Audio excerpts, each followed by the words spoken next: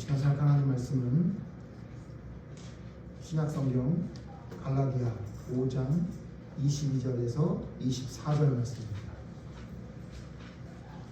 찾으신 분 다 일어나서 하나님 말씀 교독합니다. 24절을 함께 읽겠습니다. 갈라디아 5장 22절. 오직 성령의 열매는 사랑과 희락과 화평과 오래 참음과 자비와 양선과 충성과 공평과 절제니 이같은 것을 금지할 법이 없느니라. 함께 읽겠습니다. 그리스도 예수의 사람들은 육체와 함께 그 정욕과 탐심을 십자가에 못 박았느니라. 아멘. 찬양하십시다. 같은 본문을 계속 읽게 되니까 여러분 익숙하시고 잘 알던 말씀이기도 하지만 이제 마음 보고도 외울 정도로 그런 말씀이죠. 제가 왜 계속 이 말씀을 보냐면 뭐 내용도 그런 말씀이 있기도 하지만 여러분 꼭 이 말씀은 이번 열매 맺는 믿음이라는 시리즈 설교가 끝난 후에 여러분 모두 다 외울 수 있었으면 참 좋겠습니다. 자, 우리 계속해서 열매 맺는 믿음에 대해 생각해 보고 있습니다. 오늘은 네 번째 시간입니다. 그래서 성령의 열매 중 오늘은 희락이라는 그 성령의 열매 한 가지를 생각해 보도록 하려고 합니다. 여러분 희락, 여기 지금 희락이라고 얘기했는데 이거 영어로 번역하면 영어로 하면 여러분 더 쉽게 이해할 수 있죠. joy.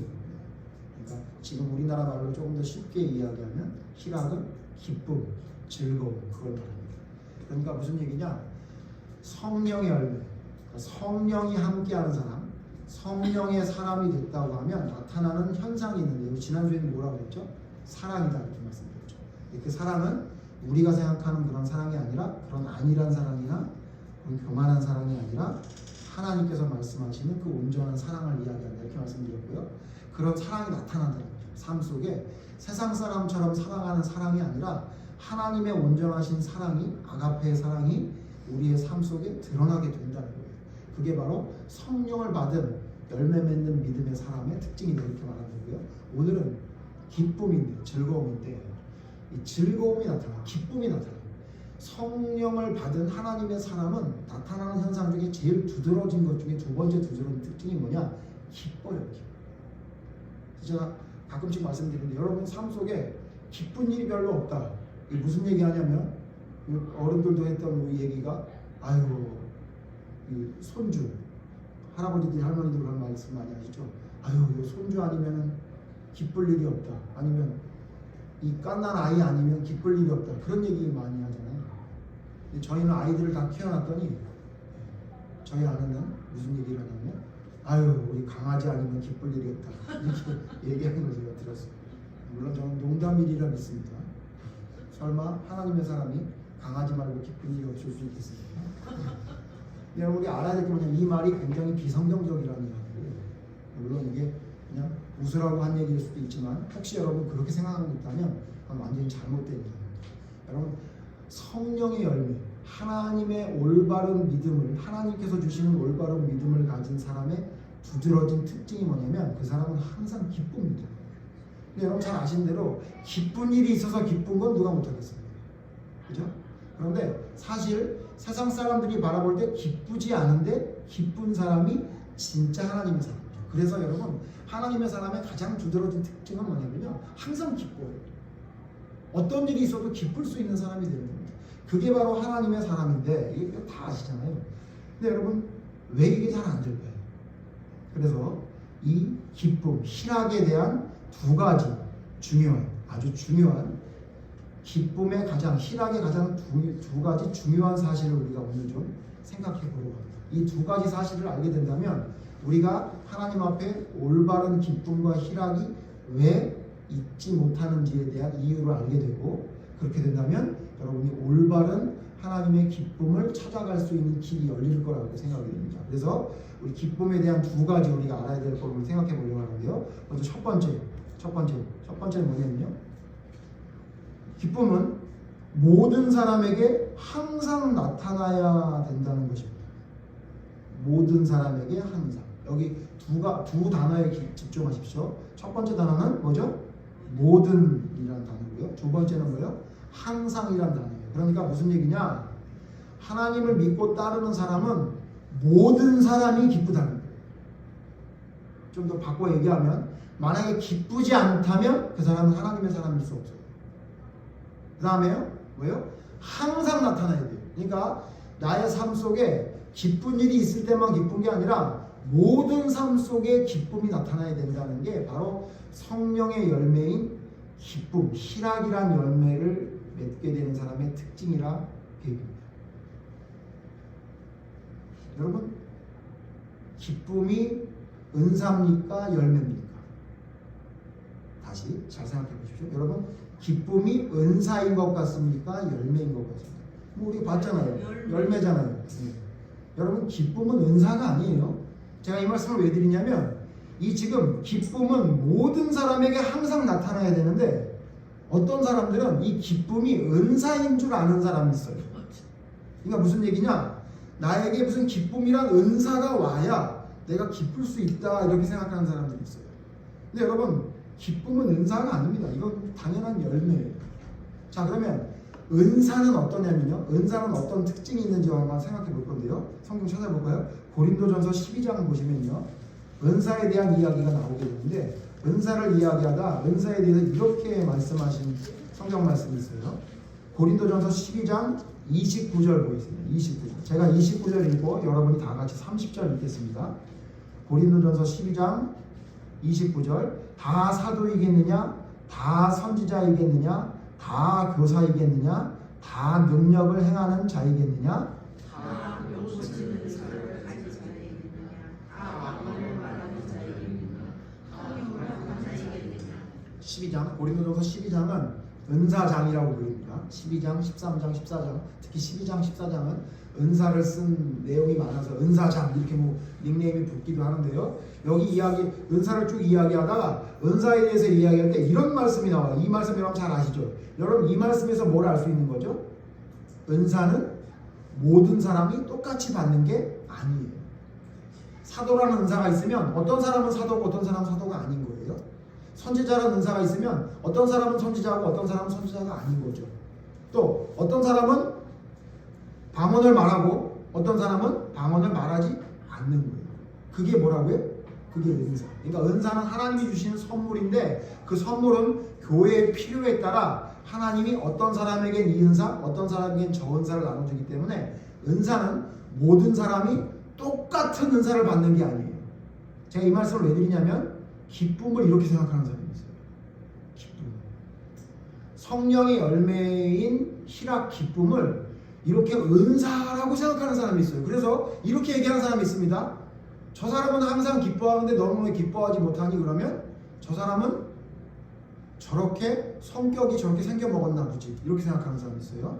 저 사람은 나랑 다르게 저 사람은 무슨 저런 은사가 있나 보지 이렇게 생각하는 사람이 있어요. 혹시 여러분 그렇게 생각하는 사람이 있다면 여러분 그건 꽝입니다. 그렇지 않아요. 그렇지 않아요. 여러분, 이 희락, 기쁨이라는 것은 은사가 아니에요. 이거는 성령을 받은 사람이 나타나는 당연한 열매인 거예요. 그러므로 여러분 삶 속에 아까 뭐라고 그랬죠? 첫 번째, 이 기쁨이라는 은사가 기쁨은 어떻게 나타나야 된다고요? 모든 사람에게 항상 나타나는 거예요. 그러니까 믿는 사람은 모두 기뻐해야 되는 거고요. 어떤 상황에도 기뻐할 수 있는 것이 진짜 믿음의 사람의 특징이에요. 근데 이걸 은사라고 생각해요. 그래서 이렇게 말하는 사람이 있어요. 다 기뻐하겠느냐? 다 기쁠 수 있겠느냐? 다 너처럼 허허실실할 수 있겠느냐? 나는 기쁨의 은사가 없으니 나에게 다 받으라고 하지 마라. 이런 사람이 있어요. 혹시 여러분 그런 사람이 있다면 완전히 성경을 잘못 알고 여러분, 기쁨은 은사가 아니에요. 기쁨은 하나님께 받은 그 성령의 놀라운 열매가 나타나는 당연한 현실이에요. 그러므로 내 삶 속에 예외 없이 언제나 기쁨이 나타나야 됩니다. 그래서 성경에 뭐라고 말했죠? 잘 아는 말씀이지만 찾아봅시다. 데살로니가전서 5장 16절 뭐라고 말해요? 데살로니가전서 5장 16절 찾아서 읽는 게 좀 무한할 정도로 잘 아는 말씀이죠. 데살로니가전서 5장 16절 다 같이 시작. 항상 기뻐하라. 그렇죠. 16절 한 절. 뭐라고요? 항상 기뻐하라. 너무 짧으니까 뒷절도 읽고 싶죠. 오늘은 기쁨에 대해서는 이야기를 하니까요. 항상 기뻐하라. 여기 기뻐하라 앞에 뭐가 붙어요? 항상. 항상. 그러니까 기쁠 일이 있을 때 기쁘거나 기쁜 걸 원래 잘하는 사람이 기뻐하는 게 아니라 성령을 받은 하나님의 사람은 항상 기뻐해야 된다는 거예요. 항상. 이 말씀에 대해서 좀 더 쉽게 설명한 말씀이 있으니까 하나 더 찾아보면 빌립보서 4장 4절. 빌립보서 4장 4절엔 항상 기뻐하라 갖고 부족한 것 같으니까요. 사도 바울이 데살로니가서도 사도 바울이 썼잖아요. 데살로니가에서 말했던 것과 다르게 빌립보서에서는 더 강조하는 말씀이 있어요. 빌립보서 4장 4절 다 같이 읽어봅시다. 시작. 주 안에서 항상 기뻐하라. 내가 다시 말하노니 기뻐하라. 다시 말하노니 기뻐하라. 3장 1절에는 내가 너희에게 이 기쁨에 대해 반복하는 것이 오히려 너희에게 굉장히 유익하다 이렇게 말해요. 이게 무슨 얘기예요? 기뻐하래요. 어떻게 하래? 다시 말하노니 기뻐하라. 무슨 얘기예요? 믿음의 사람들이 성령을 받았다고 하면서 기뻐하지 못하는 현실이 우리에게만 있었던 게 아니라 사도 바울 당시 초대교회에서 있었던 거예요. 믿는다고 하면서 안 기쁜 거예요. 기뻐하라. 다시 말하노니 기뻐하라. 명절이 기쁘셨습니까, 여러분? 어렸을 땐 기뻐요. 명절이 희한하게. 어렸을 땐 그렇게 막 잠도 안 오고 막 마음이 두근두근해요. 왜요? 용돈 받게 되니까. 그죠? 근데 희한하게 결혼이라는 걸 한 다음부터는 상황이 달라지기 시작해요. 그렇죠? 예? 시댁 가는 게 힘들어지고, 예? 그렇게 결혼을 허락해달라고 장인어른 앞에서 당당하게 말했던 자가 희한하게 장인 장모님을 웬만하면 좀 멀리 했으면 좋겠다. 이래가지고 오죽하면 화장실하고 뭐는 더 멀수록 좋다. 이딴 소리를 하게 되는 게 되잖아요. 그래서 가기가 좀 불안해요. 힘들어요. 그러죠. 여러분의 이번 명절은 어떠셨습니까? 가족들을 만나서 기뻤습니까? 저한테 물어보신다면 저도 힘들었어요. 저는 제가 의도하지 않았지만 전날 제가 탁자에 앉아서 머리를 쥐어짜고 있는 모습을 우리 딸이 사진을 찍어서 가족톡에 올림으로 인해서 저의 이 부족한 모습을 제가 대면할 수 있었습니다. 그 이후부터 기쁘게 하려고 애를 썼던 그런 시간들이 있어요. 여러분 안 기쁘죠? 사실 솔직히 말해서 여러분 항상 기쁠 수 있어요. 안 되잖아요. 그러면 여러분 자주 말씀드리지만 그러면 왜 안 될 걸 하나님이 하라 그랬겠어요? 하나님이 안 될 걸 하라 그래요? 아니죠. 할 수 있으니까 하라 그랬고 뭐예요? 해야 되니까 하라 그러시는 거예요. 그게 하나님의 사람이기 때문에. 두 번째, 자 그러면 여러분 아셨죠? 하나는 모든 사람에게 항상 나타나야 되는 것이 기쁨이에요.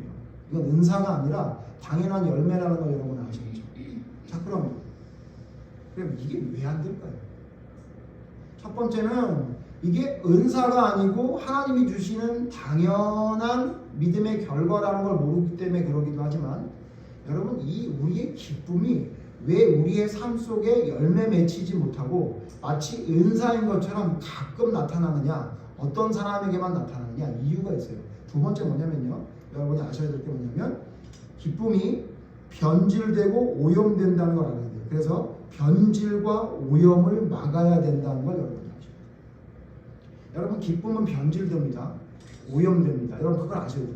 이걸 모르기 때문에 내가 지금 기뻐하지 못하는 그 이유가 바로 그것이라는 걸 여러분이 모르게 되는 거예요.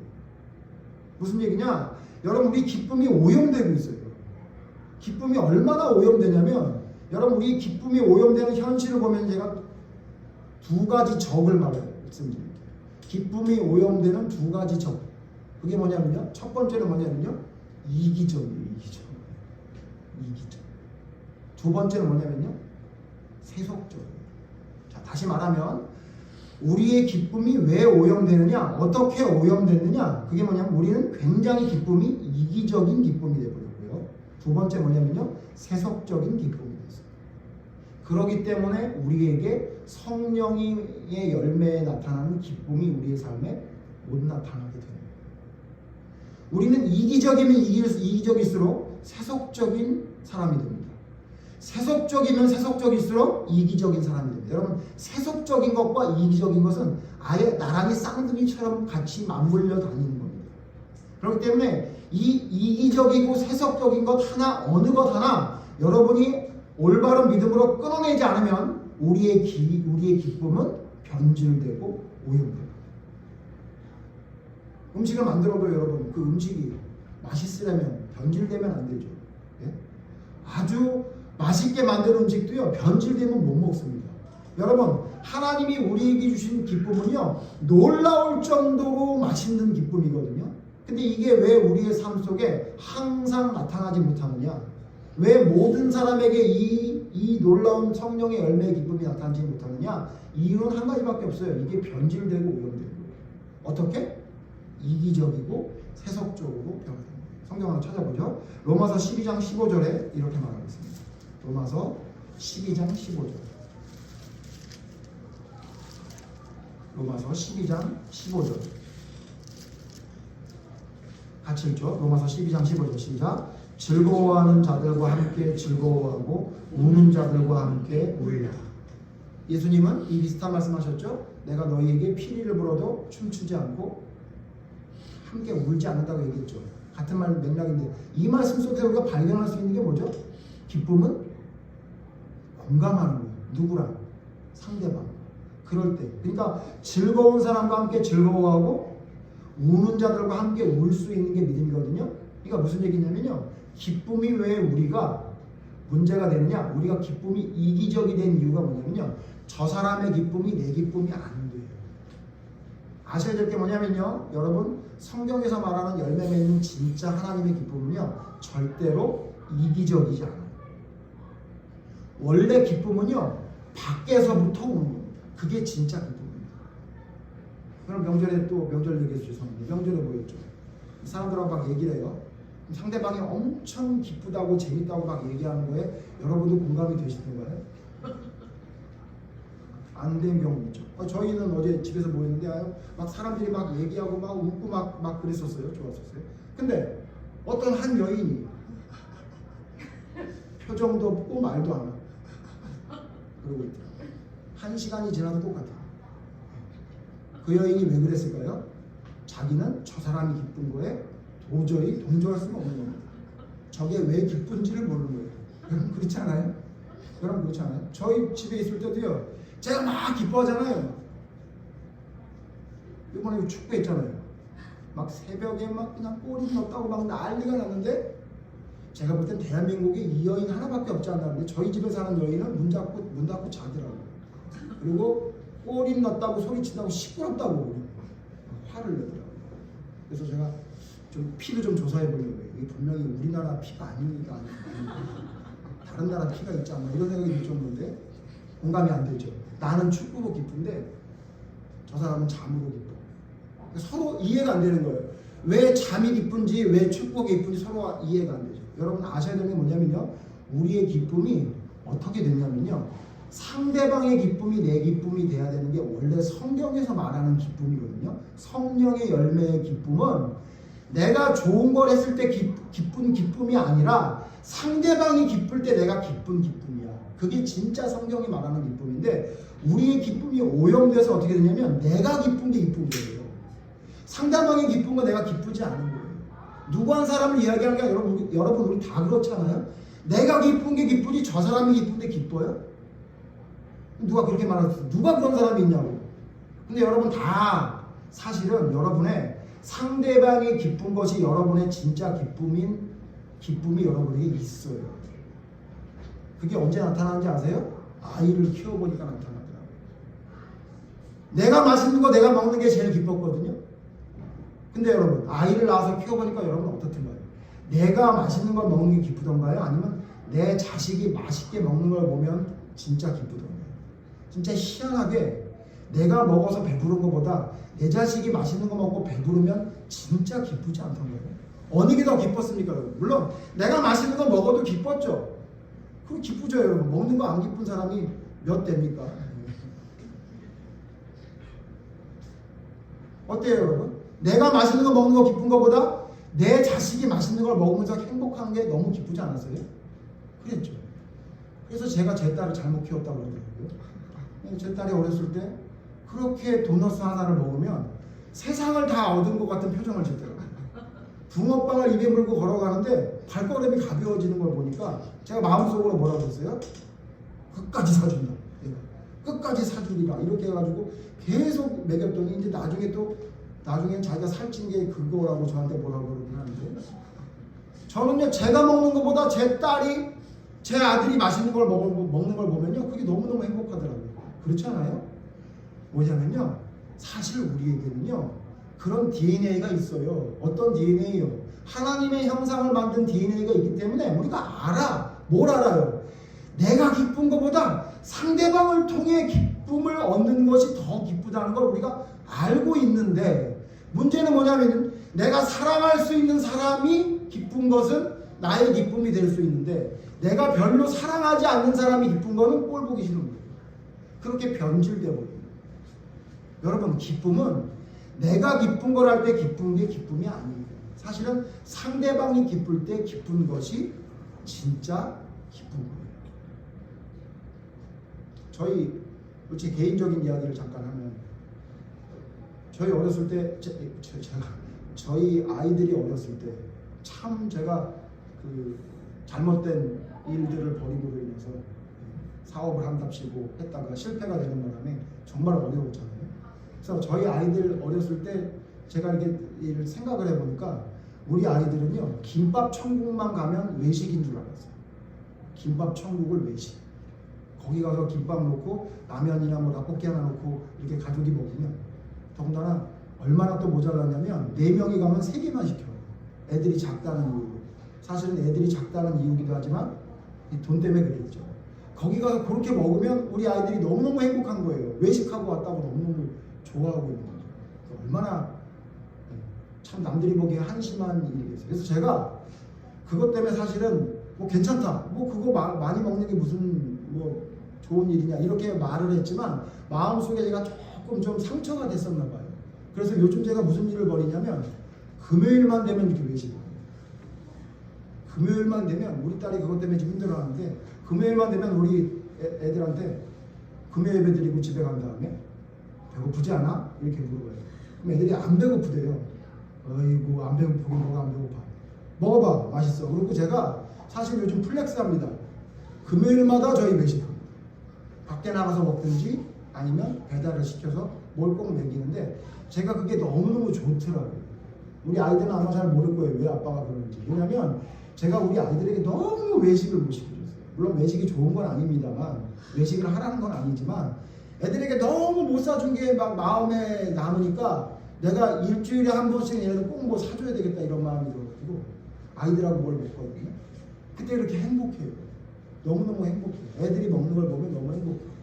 여러분, 우리 그렇잖아요? 우리 부모들은 다 그렇지 않아요? 우리 아이들이 맛있는 거 먹을 때 행복하지 않은 부모가 있나요? 뭐 이런 부모 있어요? 맛있는 거에 너만 먹어. 갖고 와. 아빠는 살 날이 얼마 안 남아서 아빠부터 먼저 먹어야 돼. 이런 사람이 있다는 얘기도 듣긴 들었어요. 이게 농담이지 진짜 그러겠어요. 아이들이 먹는 게 얼마나 예쁘고 행복한지 몰라요. 부모가 그보다 더 행복한 게 없죠. 여러분 보세요. 원래 기쁨은 상대방이 기쁠 때 나의 기쁨이 충만히 넘치는 거예요. 근데 우리가 어떤 생각을 가지고 살아가게 되냐면, 이 세상이 그렇게 말하니까 내가 기쁜 게 기쁜 거야. 자꾸 세상이 말하니까 거기에 영향을 받아가지고 내가 기쁜 게 기쁜 거예요. 그렇지 않더라고요. 제 간증이 오늘 너무 많이 나오는데, 명절에 만났는데 누가 막 앞에서 얘기하는데 사실 예전에는 별로 귀에 들어오지도 않았거든요. 근데 제가 뭐가 보이기 시작하냐면, 아 제가 말을 하고 싶었구나. 제가 저렇게 말을 하는 애였네.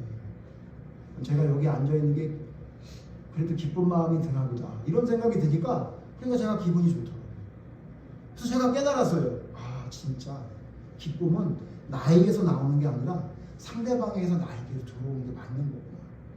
여러분 이렇게 기쁨이 상대방이 기쁜 게 나의 기쁨이라고, 그게 진짜 기쁨이라고 생각한다면 여러분 항상 기뻐할 수 있지 않겠습니까? 그렇죠. 근데 우리는 항상 내가 기쁜 게 기쁜 거예요. 그러니까 항상 기쁠 수가 없는 거예요. 나는 안 기쁜데? 왜 제가 기뻐하는 걸 내가 기뻐해야 돼? 그렇게 될 수밖에 없는 거죠. 그러므로 제가 다시 권면드리면 축구 구경을 하면 같이 축구를 봅시다. 그리고 또 한 번은 잠을 자면 보고 싶어도 다 같이 잠을 잡시다. 왜? 상대방의 기쁜 게 나의 기쁨이 된다면 이게 무슨 갈등의 요소가 되겠어요? 그렇잖아요. 갈등이 될 이유가 없잖아요. 저 사람의 기쁨이 내 기쁨인데. 그런 마음을 가지고 우리가 믿음의 길을 걸어가야 그게 진짜 우리의 삶 속에 기쁨의 열매가 맺는데 그렇게 안 되는 거죠. 또 하나 이기적인 뿐만 아니라 또 어떤 게 문제냐면요. 아까 말씀드렸죠? 세속적인 게 문제예요. 성경 하나 또 찾아보죠. 시편 84편. 시편 84장. 84편 10절. 시편 84장 4편 10절. 우리 아까 예배드리기 전에 찬송 불렀었죠? 이 성경을 가지고 찬송을 만든 거거든요. 같이 읽어보죠. 84장 10절 시작. 주의 궁정에서의 한날이 다른 곳에서의 첫날보다 나은지 악인의 장막에 사는 것보다 내 하나님의 성전 문지기로 있는 것이 좋사오니. 주의 궁정에서의 한날이 다른 곳에서의 첫날보다 낫다. 어디 가서 1000일 동안 행복하게 사는 것보다 하나님의 궁정에서 하루 사는 게 낫대요. 그래서 어떻게 해요? 내 하나님의 그냥 왕자가 아니라 문지기로 있는 것만 해도 문만 지키고 있어도 나는 행복합니다. 이렇게 시편의 기자가 성경에 말합니다. 이건 뭘 말하는 거예요? 우리의 기쁨이 어떻게 되면 안 된다는 거예요? 세속적이면 안 된다는 거죠. 세상이 말하는 기쁨으로 첫날 있는 것보다 하나님과 함께하는 기쁨의 한 날이 더 중요하다고 말하고 있는 거잖아요. 근데 우리의 기쁨은요, 하나님을 섬기고 따른다고 해도 하나님의 성전의 하루가 세상의 첫날보다 낫다고 생각하는 사람이 별로 없어요. 그래서 심지어 명절 연휴에 주일 오후까지 예배를 드린다 그러면 마음이 불편한 사람들이 있어요. 그렇죠? 그러니까 주의 궁정에서의 하루가 너무 힘든 거예요. 그렇잖아요. 그렇잖아요. 그럼 걱정하지 마십시오. 오늘 오후는 사정이 생겨서 안 드리게 됐습니다. 그래서 밥만 먹고 가면 되게 됐어요. 그거 봐요. 저렇게 태준이가 좋아해요. 주의 궁정에서 하루가 다른 곳의 첫날보다 좋아야 되는데 주의 궁정의 하루가 다른 곳에서 1시간보다 더 힘들어. 그러면 여러분 되겠네요. 농담이지만요. 여러분 생각해 보세요. 여러분 진짜입니까? 하나님과 함께. 여러분 지금 교회가 천국의 모형이잖아요. 천국과 똑같지는 않지만 여러분 천국의 모형이에요. 그러므로 하나님과 함께하는 시간이 다른 어떤 날보다 더 행복해야 되는데 가정 예배를 드리자고 그랬더니 오늘 왜 드려? 안 드리는 날인데. 안 드리는 날이 어디 있어요? 드리면 드리는 거. 그러지 않아요, 여러분? 그러니까 하나님과 함께하는 시간이 세상의 기쁨을 즐거움과 비교해 보면요, 너무 떨어져요. 성경의 말과 반대 아니에요? 예? 그렇기 때문에 여러분 우리의 기쁨이 오염되고 변질돼서 결국은 우리의 삶 속에 기쁨의 열매가 맺히지 못하는 거예요. 여러분 기쁨의 오염을 막아야 돼요. 이기적이고 세속적인 나의 마음이 하나님 앞에 얼마나 문제 있는지를 바로잡아서 그것을 바로 세워야 하는 겁니다. 예를 들고 마실 건데요. 자, 이렇게 지금 이 기쁨이 자기중심적이고 세속적이고 항상 나타나지 못한 사람을 성경에서 찾아보고 오늘 마칠 건데요. 여러분 이 대표적인 사람이 누구예요? 이 사람이 사울왕인 거예요. 사울왕. 무슨 얘기냐면요, 남들은 다 기쁜데 자기 혼자 안 기뻐요. 봅시다.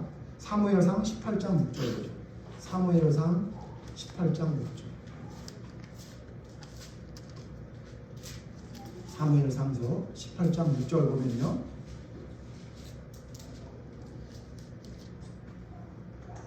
같이 읽죠. 시작.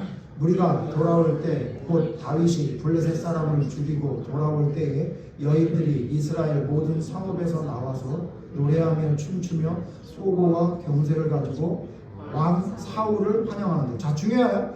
여기 지금 사람들이 전쟁에 이겼다고 나와서 막 춤추고 막 악기를 연주하는데 이유가 뭐라고요? 전쟁에 이겼는데 누가 이긴 거? 이 앞 사건이 뭐죠? 골리앗을 다윗이 물리친 사건이에요. 근데 여기 이 사람들이 기뻐하는 주체는 누구를 위해 기뻐한대요? 사울 왕을 환영하면서 기뻐한 거예요. 물론 다윗이란 사람이 골리앗을 물리쳐서 기쁘긴 하지만 다윗도 누구의 수하에 있는 사람이에요? 사울 왕의 수하에 있죠. 여러분, 그래서 전쟁에 승리하면 그 전쟁의 모든 영광은 누가 가져가는 거죠? 왕이 가져가는 거예요. 우리나라 역사에 광개토 대왕, 장수왕이 전쟁에 이겼다고 여러분 알고 있죠? 진짜 여러분 광개토 대왕이 나가가지고 거기 있는 사람 다 죽였을 것 같아요? 아니요, 병사들이 죽였죠. 근데 그 모든 영광은 누가 가져가는 거예요? 왕이 가져가는 거예요. 여기도 똑같아요. 다윗이 이겼지만 그 영광은 누가 가져가는 거예요? 기쁨은? 왕이 가져가는 거예요. 근데 여러분 7절 제가 읽을게요. 8절 여러분 읽어주세요. 여인들이 뛰놀며 노래하여 이르되 사울이 죽인 자는 천천히요 다윗은 만만히로다 하니라. 물론 여러분 이 말이 조금 좀 문제가 있긴 해요. 네? 문제가 있긴 해요. 왕하고 비교하는데 그렇게 얘기했으니까 좀 기분 나쁠 수 있어. 자, 좀 이따 얘기하겠습니다만, 자, 그랬더니 8절 같이 읽죠. 시작. 사울이 말하여 듣게 하여 심히 노하여 이르되 다윗에게는 만만히 돌리고 내게는 천천히 돌리니 그가 더 멋있다라고 무엇이냐. 오늘 우리 교회에 거의 한 1년 동안 안 왔던 우리 그 주일학교 학생이 하나 왔어요. 근데 키가 저보다 커져버렸고 아주 멋있게 아주 잘생긴 것 같단 말이에요. 근데 예를 한번 들어봅시다. 그 친구가 왔더니 다 사람들이 우와 너 잘생겨졌다 막 그랬는데 그 아이를 데리고 온 우리 이옥주 집사가 제가 나보다 잘생겼다는 얘기야? 기분 나쁘. 여러분 이랬다고 생각해보세요. 이랬다고 한번 생각을 해보자. 어때요? 어른 같아요? 멋있어 보여요? 진짜 쪼잔하지 않아요? 오히려 어떻게 돼요? 야 나한테 무슨 천을 돌리냐? 쟤한테 다 돌려. 그냥 사울은 빵빵이요, 다윗은 만천이요. 이렇게 여러분 이래야 좀 멋있지 않아요? 예? 여러분 이게 물론 이 말씀을 보고 왜 백성들이 다윗에게 더 만을 돌려가지고 사울왕을 기분 나쁘게 했나 여러분 이렇게 볼 수도 있을지 모르겠어요. 근데 자기는 왕이잖아. 그리고 여러분 아셔야 될 게 이 찬송을 부르면서 이 노래를 부르면서 지금 이스라엘의 모든 백성이 기뻐하고 있다고. 근데 딱 한 사람만 기분 나빠. 그게 누구냐? 사울. 자, 이렇게 기쁨이 사라져요. 기쁨이 오염되어 버렸어요. 자기 중심적이고 남이 기쁜 게 내가 기쁘지 않아. 아니 다윗이 기쁜 게 자기가 기쁜 거여야 되는 게 당연한데 그게 안 기뻐. 자식이 잘났는데 자식을 잘났다 그러는 아버지가 돼야지. 자식만 잘났어? 난 아무것도 아니야? 이런 아빠가 있다고 보세요. 얼마나 추레해 보이겠냐고요. 근데 혼자 기분이 나빠. 자, 혼자 기분 나쁜 사울왕이 무슨 짓을 벌여요? 그 기분 나쁜 거에 몰입되니까 어떻게 해요? 다윗을 죽이요. 포악해지고 기쁨이 사라지고요. 미쳐가지고 정신병이 다시 도져요. 근데 여러분 아셔야 될 게 뭐냐면 이 사건이 있기 전에 다윗이 골리앗을 죽이기 전에 사울왕과 다윗은 아는 사이입니까? 모르는 사이였습니다. 아는 사이였죠. 어떻게 알았죠? 사울왕이 정신병이 걸려가지고 귀신이 들려고 힘들 때 다윗이 와서 연주를 해주니까 나았었다고. 그게 이 전 사건이에요. 자기 병도 고쳐줘. 자기 나라를 구한 다윗이 좀 만 받으면 어떠고 10만을 받으면 어떠냐고. 그거 기뻐가지고 같이 박수 치면 되는데 거기에 콩 돌아서가지고 나라를 다 네가 먹어라 이러고 있는 형국인 거죠. 여러분 혹시 명절에 그러지 않았어요? 누가 막 우리 애는 막 그냥 어디 막 좋은 학교 갔어. 우리 애는 막 어디 좋은 직장 갔어. 막 우리는 막 새로 이사를 갔는데 리모델링 하는데만 9천만 원 들어서 막 이러면 헐 우리 집 보증금보다 많네 막 이러면서 잘난 체를 하고 앉아있어. 이러고 막 여러분 혹시 이게 안 기뻐했어요? 그랬다면요 여러분 만약 혹시라도 그런 말 있었다면요 그거는 여러분 성경에서 말하는 기쁨의 열매는 여러분 못 맺히고 살고 있는 거예요. 이게 무슨 상관이에요? 이게 무슨 여러분 그게 여러분 기분을 상하게 하고 그가 기분이 나쁜 할 일이 뭐가 있어요? 그가 잘 되면 뭐 과일이라도 사오면 사과나 배라도 하나 더 먹을 수 있으니 나에게 나쁠 게 뭐가 있어요. 우리가 우리의 기쁨이 얼마나 오염됐냐면 남이 기쁜 게 내가 기쁘지 않아요. 사후감처럼. 저 사람보다 내가 더 올라가야 되는데 나보다 저 사람이 올라가는 것 같으면 그게 나의 기쁨을 완전히 잠식시켜가지고 하나도 안 기뻐. 그 정도로 끝나면 모르겠는데 그게 막 우라같이 밀어가지고 화를 내요. 여러분 시댁에 갔을 때 그 시댁 식구들 때문에 화가 났죠. 그런 일이 생기죠. 그럼 그걸로 끝나지 왜 집에 와서 남편을 괴롭혀요? 그 사람하고 무슨 상관이에요? 그 사람들 그 식구들이랑 살면서 힘들었지 않겠어요? 거꾸로 여러분 장인 장모님 집에 가가지고 여러분 힘들었어요? 근데 집에 와서 왜 아내를 타박을 하냐고. 자기 부인도 그 집에 살면서 많이 힘들었지 않았겠어요? 제가 무슨 말씀드린지 아시죠? 어떤 일 때문에 왜 다른 기쁨이 다 없어져 버리는 거예요. 우리 교회는 그런 일이 없을 거라고 생각하지만 여러분 명절이 지나면 뭐 이혼하고 뭐 싸우고 이런다는데 여러분 이런 말도 안 되는 일이 이런 말도 안 되는 일은 교회에서 일어나면 안 돼요. 우리의 기쁨은요 상대방이 기쁠 때 내가 기뻐요. 상대방을 더 불쌍하게 생각한다고 나보다. 그런 게 진짜 성경에서 말하는 기쁨인데 이기적인 내 중심적인 내가 기분이 나쁘고 다른 사람은 다 기뻐도 나는 기분이 좋지 않은 그런 아주 세속적이고 이기적인 기쁨이 나를 어떻게 만드냐면 성령의 기쁨의 열매를 맺히지 못하게 합니다.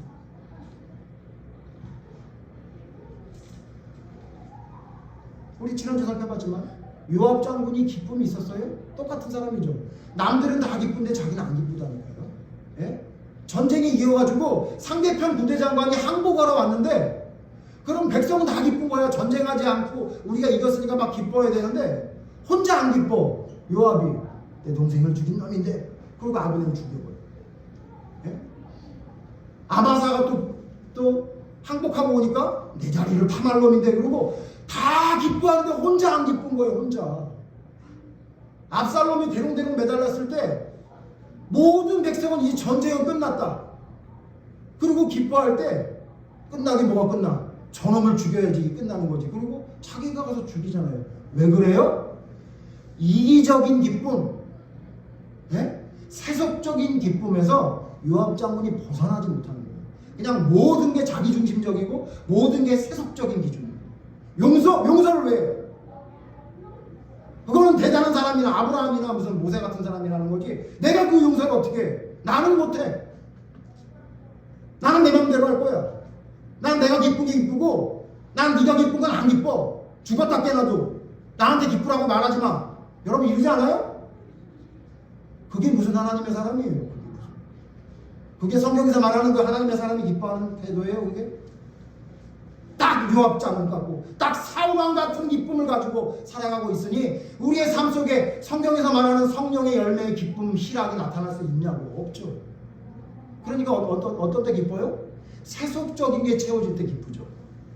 또 이기적인 내 마음에 합당한 일이 생기면 기쁘죠. 그리고 내 마음에 맞지 않거나 내 생각에 옳지 않은 일이 생기면 절대 기쁠 수 없죠. 왜? 그건 기쁨이 아니니까. 나한테는 기쁨이 아니에요. 여러분, 이러한 잘못된 기쁨을 여러분이 기쁨이라고 생각하고 있으면 안 돼요. 우리가 성령의 열매 다 알고 있는데 왜 다시 한번 생각해 보려고 합니까? 제가 가만히 성경을 봤더니요, 이 성령의 열매가 우리에게 있는 것 같은데 하나도 없어요. 왜 그런가 했더니 성경에서 말하는 성령의 열매와 다른 열매를 우리는 열매라고 생각하고 살고 있는 거예요. 그게 바로 우리가 성경에서 말하는 진짜 기쁨이 우리에게 맺히지 못하는 이유예요. 오늘 빨리 끝납니다. 정리합시다. 자, 보세요. 여러분, 그러면 어떻게 해야 되겠습니까? 여러분, 이기적인 기쁨을 기쁨이라고 생각하지 마십시오. 남이 기쁜 것을 내 기쁨이라고 생각하는 여러분 훈련이 여러분 삶에 있어져야 됩니다. 안 그러면 죽었다 깨나도 이거 성령의 기쁨의 열매는 안 맺혀요.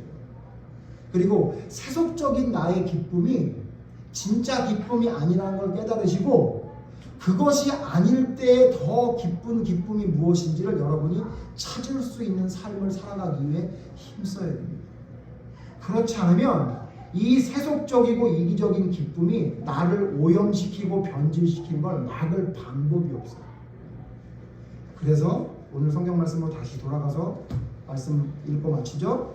우리 지난주에 봤었죠? 그래서 이것에 대해서 갈라디아서 5장 지금 우리 읽었던 성령의 열매 전에 뭐라고 말하고 있죠? 17절 다시 같이 읽어봅시다. 17절 다 같이 시작. 육체의 소욕은 성령을 거스르고 성령은 육체를 거스르나니 이 둘이 서로 대적함으로 너희가 원하는 것을 하지 못하게 하려 함이니라. 어떻게 해요? 육체의 소욕과 성령의 소욕은 서로 대적할 수밖에 없대요. 자, 그러므로 어떻게 하면 된다고요? 여러분의 잘못된 기쁨을 어떻게 해야 돼요? 대적하십시오. 대적. 여러분 잘못된 기쁨을 대적하셔야 돼요. 인간이니까 어쩔 수 없다. 아니라고요. 이거는 하나님이 원하시는 기쁨이 아니야. 이렇게 살아가는 것은 성령의 열매인 기쁨 외치는 게 아니야. 나는 이 기쁨을 대적하겠다. 싸우겠다.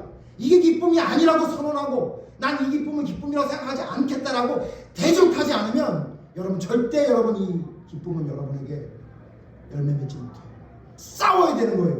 나의 세속적인 이기적인 기쁨이 아니라고 생각하면 싸워야 돼요. 싸우지 않기 때문에 피 흘리기까지 싸우지 않기 때문에 결과가 항상 똑같은 겁니다. 그리고 21절 갈라디아 5장 21절 같이 읽어요. 시작. 투기와 술취함과 방탕함과 또 그와 같은 것들이나 전에 너희에게 경계한 것 같이 경계하는 이런 일을 하는 자들은 하나님의 나라를 유업으로 받지 못할 것이다. 대적하고 경계해야 돼요. 여러분 혹시 목사님 나는 그 정도까지 아닌데 왜 이렇게 또 소리를 치시나요? 그런 사람이 있을 것 같아서. 그러나 경계해야 돼요. 왜? 내가 그렇게 될 수 있다는 사실을 기억하고 경계해야 돼요. 왜 경계해야 되는지 아세요? 이런 사람들은 어떻게 된대요? 하나님의 나라를 유업으로 받지 못한다 그러잖아요. 하나님의 나라를 유업으로 받지 못한다. 어떤 사람이 안 읽었지만 분내고 시기하고 분쟁하고 당짓고 분열하고 투기하고 술 취하고 이거 다 어떻게 돼요? 하나님의 나라를 유업으로 못 얻는 데잖아요. 성경에 분명히 말하고 있잖아요. 근데 왜 나의 기쁨이 이기적이고 분을 내고 성경에서 말하는 하나님의 나라를 유업으로 받지 못할 짓을 하고 있으면서도 왜 여러분 경계하지 않아요? 이거 큰일 났구나. 나의 기쁨이 오염됐구나. 나의 사랑이 굉장히 변질됐구나. 이거 이대로 놔두면 큰일 나는구나 라고 여러분이 대적하고 경계해야 하나님의 올바른 이 성령의 열매가 맺혀지는 거예요. 그 말씀 다음에 바로 지금 나온 게 뭐예요? 그러면 오직 성령의 열매는 그러고 나온 거죠. 그러니까 앞에 있는 이 하나님의 나라를 유업으로 받지 못할 것과 반대되는 것이 바로 성령의 열매라고 말하고 있잖아요. 우리는 아직도 성령의 열매 쪽이 아니라 이 지금 하나님의 나라를 유업으로 받지 못할 그 모습이 우리에게 있으면서도 경계하지도 않고 대적하지도 않고 그냥 그렇게 사는 게 하나님의 뜻이다라고 생각하면서 자기를 합리화하고 위로하면서 그냥 살아가고 있다면 여러분 이거 큰일 납니다. 사울왕의 길을 따라가는 거예요. 남들이 다 기쁜데 혼자 안 기쁜 이상한 사람이 되고 있는 거예요. 네? 상대방의 기쁨이 내 기쁨이 돼야 되는데 상대방의 기쁨이 내 기쁨이 안 되는 사람으로 점점 굳어져 가는 거예요. 이걸 대적해야 돼요. 경계해야 돼요. 지난주에 이 말씀하고 여러분 아니란 사람 대적해야 돼요. 네? 교만한 사람 경계해야 돼요. 다시 지금 오늘 말씀 이기적인 사람 그럼 대적해야 돼요. 세속적인 사람 경계해야 돼요. 항상 기쁘지 못한 나의 모습 여러분 대적해야 된다고요. 그럴 때에 성령의 열매가 맺혀집니다. 저와 여러분이 진짜 성령의 열매가 삶 속에 맺히는 믿음의 사람이 되기를 바랍니다. 그래서 도대체 너는 왜 이렇게 기쁘니? 너는 도대체 뭐 때문에 이렇게 기쁘니? 아가서에 보면요, 이스라엘 여자들이 술람의 여인 보고 너 왜 이렇게 기쁘니? 뭐 때문에 이렇게 기쁘니? 이렇게 물어본답니다. 여러분 우리 주변에 있는 사람들이 여러분 보고 뭐가 이렇게 기쁘니? 도대체 뭐가 이렇게 기쁜 거야? 이빨이를 18개 고쳐야 되는데 뭐가 이렇게 기쁜 거야? 집에 불이 나는데 뭐가 이렇게 기쁜 거야? 대학을 떨어졌는데 뭐가 그렇게 기쁜 거야? 도대체 너는 너의 기쁨은 어디서 온 거니 도대체? 라는 이야기가 여러분 주변 사람들을 통해 여러분에게 전달될 때 그때서야 뭐냐면 아 내가 이제 성령의 열매를 좀 맺고 있구나 라고 생각해야 될 겁니다. 우리를 돌아보시고 진짜 하나님이 원하시는 올바른 열매가 내 삶에 맺히고 있는지 다시 돌아보시고 혹시 그것이 변질되고 잘못됐다면 대적하고 경계하며 하나님의 올바른 기쁨과 사랑을 바로 세울 수 있는 그래서 우리의 삶 속에 성령의 열매가 주렁주렁 열릴 수 있는 믿음의 사람으로 온전히 서기를 간절히 바랍니다. 오늘 말씀 생각하시면서 여러분 나를 한번 돌아봅시다. 남 얘기할 필요 없지 않습니까? 내가 진짜 하나님의 사람으로 올바로 기뻐하고 있나? 나의 기쁨은 오염되거나 변질된 게 아닌가? 처음 예수님 만났을 때 그렇게 기쁘고 하나님 말씀 공부할 때 너무너무 좋아서 잠이 안 왔던 나의 모습은 사라지고 이제는 통장에 돈이 좀 생겨야 내가 원하는 대로 사람들이 움직여줘야 그때서야 기쁨을 좀 가질 수 있는 이상한 사람으로 변질된 거 아닌가? 여러분 돌아보시면서 하나님의 진정한 기쁨이 항상 여러분의 삶에 맺힐 수 있게 해달라고 다 함께 기도하겠습니다.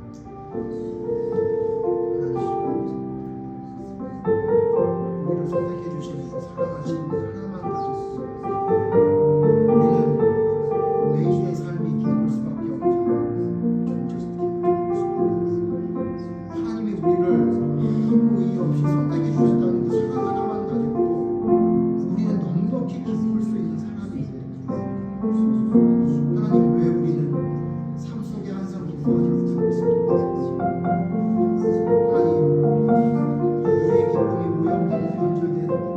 내 자신을 온전히 돌아볼 수 있는 시선을 허락해 주시옵소서. 남의 기쁨이 내 기쁨이 되어야 하는 그 기쁨이 우리에게는 점점 사라지고 내가 원하는 것이 이루어질 때만 기뻐하는 이기적이고 세속적인 기쁨 우리의 기쁨이 되어버린 이 시점 하나님 이제